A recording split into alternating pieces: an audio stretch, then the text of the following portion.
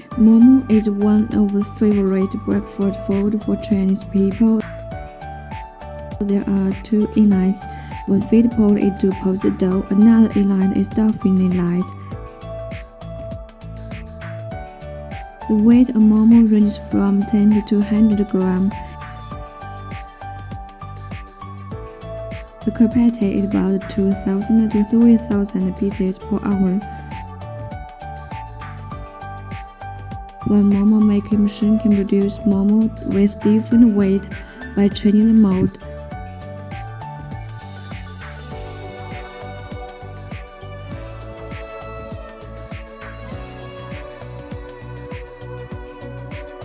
You can see that the surface of the buns is very smooth. The weight of momo is almost the same. The mold is made of special material that made standard of food process industries. The thickness of bun can be adjusted according to user's need. The working efficiency of the machine is equivalent to 8 to 12 workers working at the same time.